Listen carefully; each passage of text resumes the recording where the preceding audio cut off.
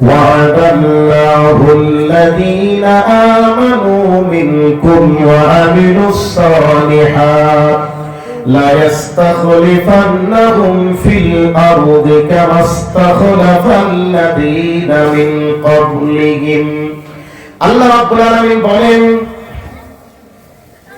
আমি আল্লাহ ওয়াদা করলাম ঈমানদারদের সঙ্গে, আমি আল্লাহ অঙ্গীকার করলাম, ওয়াদা করলাম।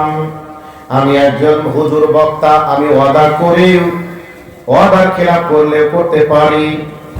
একটা রাজনৈতিক দলের নেতারা কতই না ওয়াদা করে, ওয়াদা করার পরে তারা ওয়াদা খেলাফ করে, কিন্তু একজন ওয়াদা করে খেলাফ জীবনে করেননি, তিনি হলেন নবী। এবং যিনি ওয়াদা করে খেলাফ করবেন না, তিনি হলেন আল্লাহ।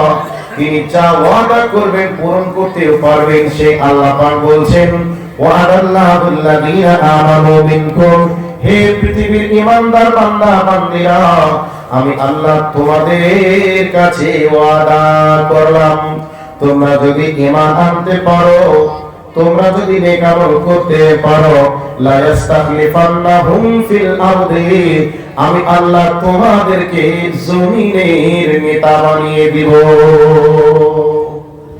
জমিনের নেতা বানাবেন কাদেরকে? যদি তোমরা ঈমান আনো আর নেক আমল করো, আমি আল্লাহ তোমাদেরকে জমিনের নেতা বানাবো, প্রতিনিধি বানাবো।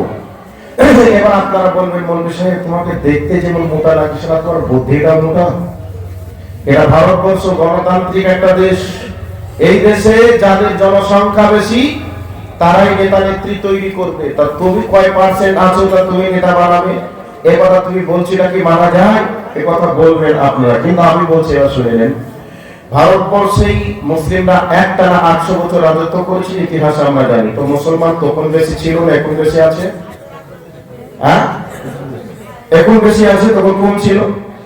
কম থাকার পরেও যে আল্লাহ 800 বছর মুসলমানদেরকে চেয়ারটা পাছায় রাখতে পেরেছিলেন, সেই আল্লাহ 2025 সাল বা 26 সালে এসে আল্লাহর ক্ষমতা কমে গেছে না? ক্ষমতা তাই আছে, তাই আছে। তো তখন যে আল্লাহ পেরেছিলেন, সে আল্লাহ এখন কি পারবেন না? আল্লাহ পারবেন। তো আল্লাহ বলছেন, তোমরা যদি ঈমান নিয়ে আসো আর নেক আমল করো, আমি আল্লাহ তোমাদেরকে জমিনের নেতা বানাবো। যেমন ইতিপূর্বে বানিয়েছিলাম, গোটা পৃথিবীর অর্ধেক পৃথিবীকে মুসলমানরা শাসন করেছিল। ভারতবর্ষে একটানা 800 বছর রাজত্ব মুসলমানরা করেছিল। সেই ক্ষমতা, সেই রাজত্ব আমি আল্লাহ তোমাদেরকে আবার দিব, যদি তোমরা ঈমান এবং নেক আমল করো। যতই লাপালাপি ফাটাফাটি আর যতই বলি আমরা জনসংখ্যায় প্রায় কাছাকাছি হয়ে গেছি, এই অবস্থায় আমরা এখন আলাদা করে দল তৈরি করে আমরা এই মুখ্যমন্ত্রী হব, আমরা এই প্রধানমন্ত্রী হব, এই ভাবনা চিন্তা যারা করছে তারা মূর্খের সঙ্গে বাস করছেন। একটা জায়গায় যদি ফিরে আসতে পারি আমরা, একেবারে অকুট্ট ঈমান, নির্ভেজাল ঈমান, আর যদি একেবারে আল্লাহ রাব্বুল আলামিনকে রাজি করার জন্য নেক আমল করতে পারি, আল্লাহ রাব্বুল আলামিন বলছেন তোমাদেরকে জমিনের নেতা আমি বানাবো, এই দায়িত্বটা আমার। আরে আজকে আর অপবিত্র অযোগ্য নেতাদের পিছনে ছুটে কোনো লাভ হবে না।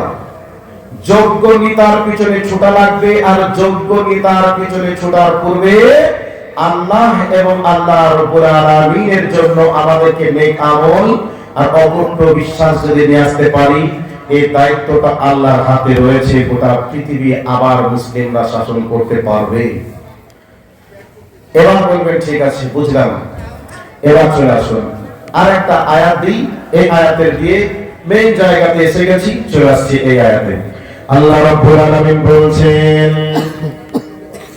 فَلْيَعْبُدُوا رَبَّ هَذَا الْبَيْتِ الَّذِي أَطْعَمَهُم مِّن جُوعٍ وَآمَنَهُم مِّن خَوْفٍ। যদি এই আয়াতটা কাবাকে কেন্দ্র করে অবতীর্ণ হয়েছে, কাবা ঘরের মালিক জীবন আল্লাহ, গোটা পৃথিবী যত মসজিদ আছে এই মসজিদের মালিক ও আল্লাহ। না আপনারা বলবেন পশ্চিম, আপনারা বলবেন আসামে যত মসজিদ আছে এই মসজিদগুলির মালিক হিমন্ত বিশ্ব শর্মা। কে? বিশ্ব শর্মা কে মালিক? আল্লাহ।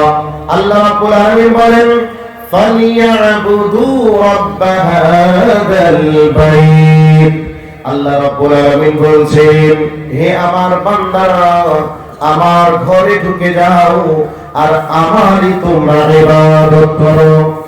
এবার বললেন মাওলানা ইবাদত করব, বুঝলাম, তবে কি হবে? আল্লাহ রাব্বুল আলামিন বলছেন আল্লাযী আত'আমাহুম মিন জু'।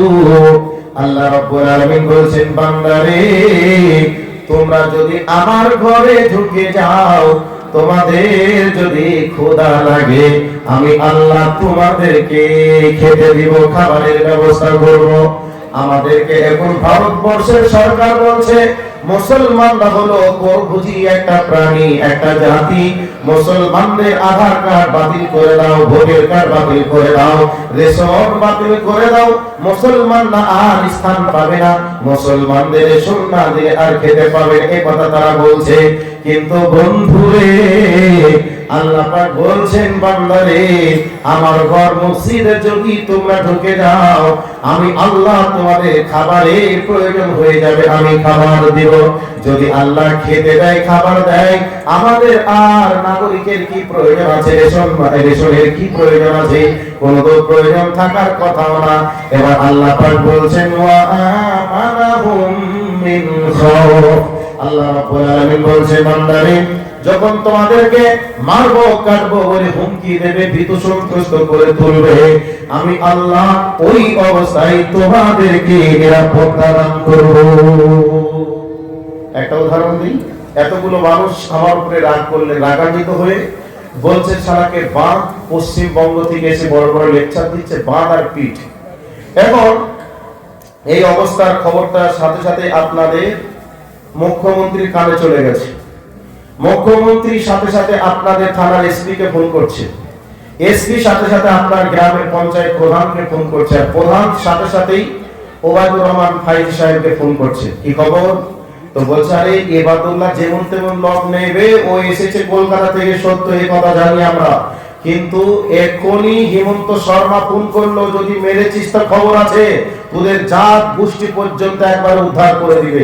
এই খবরটা যদি শুনে যায় আর এই খবরটা যদি বলেন, তাহলে আমার গায়ে একটা চুল তুলবো এই চিন্তাটা আর কারোর ব্রেনে থাকবে? কথা বলো থাকবে? একবারে সব 74 ইঞ্চি ছাতি, 56 ইঞ্চি বুক, একেবারে মুখ থুবড়ি এক জায়গায় হয়ে যাবে। না, ছেড়ে দাও, যেখান থেকে এসেছে সেখানে চলে যায়, ঝামেলা মিটে যাবে। এই কথা বলার চেষ্টা সবাই করবেন, করবেন কি করবেন না? করবেন। আল্লাহ রাব্বুল আলামিন বলছেন ওয়া আমানাহুম মিন খাউফ। আল্লাহ রাব্বুল আলামিন বলেন তোমাদেরকে মারবো কাটবো বলে হুমকি দেবে, ভীত সন্ত্রস্ত করে তুলবে, এই অবস্থায় আমি আল্লাহ তোমাদেরকে নিরাপত্তা দান করব। এখন গোটা ভারতবর্ষে শাসক গোষ্ঠী বলছে মুসলমানদেরকে মেরে দাও, কেটে দাও, শেষ করে দাও, মুসলমানদের বাড়ি ঘরগুলিকে জ্বালিয়ে দাও, মসজিদ মাদ্রাসা ভেঙে খান খান করে দাও। এই অবস্থা প্রসঙ্গে আল্লাহ রাব্বুল আলামিন বলছে বান্দারে, তোমরা আমার ঘরে ঢুকে যদি আমার ইবাদত করতে পারো, আমি আল্লাহ এই অবস্থায় তোমাদেরকে নিরাপত্তা দান করব। যদি আল্লাহ নিরাপত্তা দান করে, গোটা ভারতবর্ষের প্রশাসন, গোটা ভারতবর্ষের যত অস্ত্র আছে, সমস্ত অস্ত্রগুলিকে যদিও লাগিয়ে দেয়, তারপরেও কি মুসলমানদের কিছু করতে পারবে? কথা বলো, পারবে? পারবে না। তাহলে কোনো অভাব কিসে? 100 মুসলমানদেরকে মসজিদে ঢুকে যাওয়া। মুসলমান বেনামাজি থাকতে পারে না, মুসলমান মিথ্যা কথা বলতে পারে না, আর যে মুসলমান নামাজ পড়ে না সে মুসলমান নয়, সে আবু জাহেলের চাচাতো ভাই। কাজেই আজকে আমরা যে মার খাচ্ছি এর জন্য দায়ীটা আমরাই।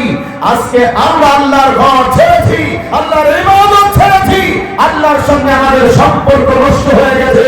আল্লাহর নবী হযরত মুআয বিন জাবালকে বলছেন, হে মুআয বিন জাবাল, খবরদার 10টা পয়েন্ট ওসিয়ত দিতে গিয়ে নবীজি বলছেন লা তাতরুকান্না সালাতাল মাকতুবাতা।